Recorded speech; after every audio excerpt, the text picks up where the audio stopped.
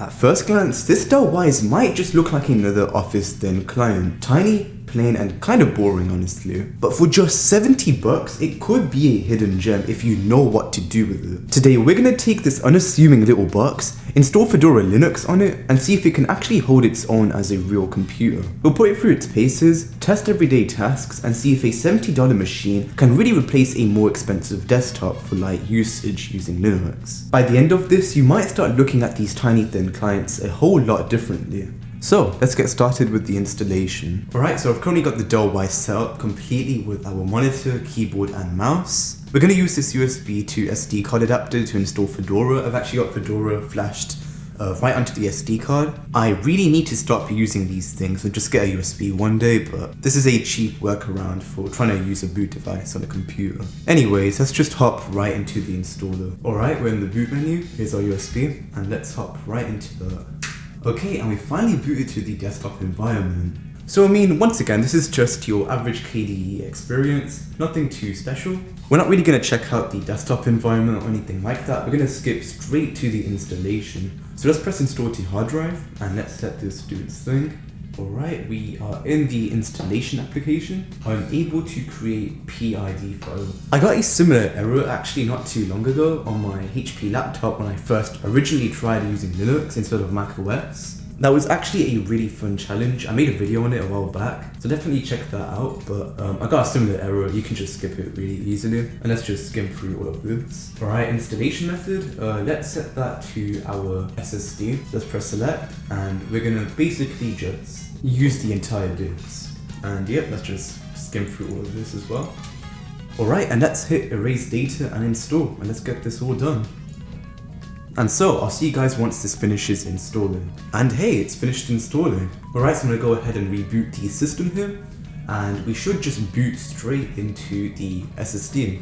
And hey, we're basically in. So, like I mentioned before, we are using the KDE desktop. It's an amazing desktop. It gives you a bunch of customization options. It's just really nice to use, honestly. If you are new to Linux, I definitely consider checking this distro out because honestly, this was my first time actually maining Linux on a desktop. And it was a really nice experience. Alright, so the first thing I believe we should do is update the system. So what we're going to do is we're going to go straight into the terminal and we're going to run sudo dnf update. And that reminds me, I forgot to plug the Ethernet cable into this thing. I'll be right back. Alright, I've gone ahead and plugged in an Ethernet cable into the computer. Let's try and run sudo dnf update one more time. So I'm going to give it a few minutes to update and we'll be right back once it finishes. Alright, and we're nearly done. I always recommend running the update command for your Linux distro. It just keeps all the packages up to date and everything. It's always something good to do. And after a reboot, we're finally in. So the first thing I want to do is test out media playback using VLC on this thing. Let's see how well it handles back playing media. Fedora has a software center built in, and thankfully a lot of actual applications are on there. As we can see, the most popular application is VLC. So let's get this thing installed. Alright, and it's finished installing. So I've gone ahead and put on a YouTube video of mine on the USB drive here, and we're going to try and play this back in VLC. So I'm going to drop this into my documents folder. Alright, and it's finished. So let's launch VLC, and let's just drop in the video. Alright, so just keep in mind this is a 1080p 60 video running in VLC. Let's give this a shot. And it's pretty laggy, as you can see. Like, it's stuttering a lot. Like, it'll play back perfectly fine for like a few seconds, see, like right there, and then it'll just freeze. At one point, I'm kind of surprised and I'm not surprised at the same time because like, it's a Pentium processor. At the same time, it's a Pentium processor, I mean, it shouldn't be able to decode 1080p 60 video perfectly fine. But yeah, this isn't really great. That's pretty much it for video playback. So like I mentioned before, KDE is famously known for being able to be really easily customizable. So if we right click and press enter edit mode, we'll have this entire panel dedicated towards being able to customize our desktop. So what I'm going to do is I'm going to actually put this panel to the left hand side. It looks a lot more cleaner here. And maybe I'll want to add a few widgets as well, you know. We've got a whole bunch of widgets here that we can use. So I've dropped in a system monitor widget here, which should be able to just show us the core usage, which is pretty cool. You know what, let's also drop in a hard drive activity widget. And let's put that here. Should be nice. And let's even add a disk usage panel here. This honestly doesn't look that bad. And honestly, I think that's it for desktop customization. This already looks pretty nice in itself. And just take a look at that, it looks pretty clean. Alright, so far it's honestly not been that bad. As we saw, VLC didn't really handle playing back video that well. But I think YouTube should be finding this thing, at least. So let's go to youtube.com and let's try watch the iPhone 6s video. This is a 1080p 60 video, so let's go ahead and give this a shot. And would you look at that? Okay, so first impressions, there definitely are a few micro jitters, especially with the way I move my hand. You can tell it's stuttering just a tiny bit, but I mean, it's playing back perfectly fine, way better than VLC Media Player. Now with Windows, we couldn't even really play back 4K video at all, it just wouldn't load completely. So this makes me curious, would 4K video actually load perfectly fine on Linux? Well, let's find out. Let's go to the Sony Xperia video that I made a few weeks back. I did export the Sony Xperia video at 4K, so let's give this a shot. 4K 60, here we go. And okay, this honestly isn't really that bad. It's actually playing back, like, completely fine.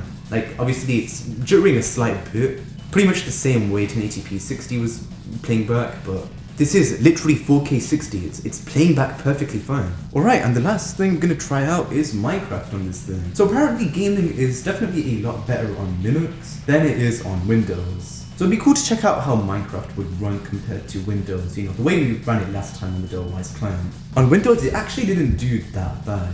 So let's see how it runs. So we're gonna try Minecraft 1.21.11, and then we're gonna try Minecraft 1.12. Now the thing with Minecraft 12 is that it actually does run a lot more better than, modern Minecraft that usually makes systems lag, kind of. And then we're gonna let these install. Alright, so if you're wondering, here are the settings we're using.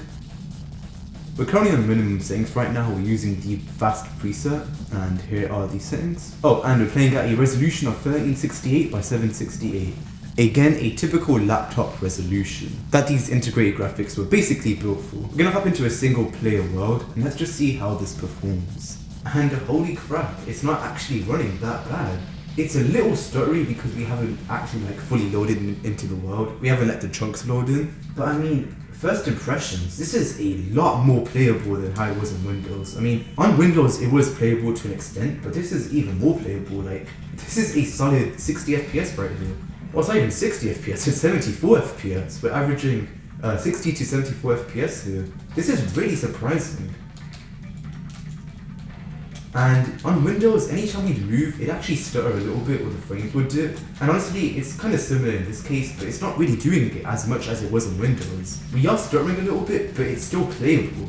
Like, completely playable. So honestly, I mean, moving to Linux has made a huge difference with gaming, because this is running really well. And this honestly kind of makes me wonder, how would Minecraft 1.12 run on this thing?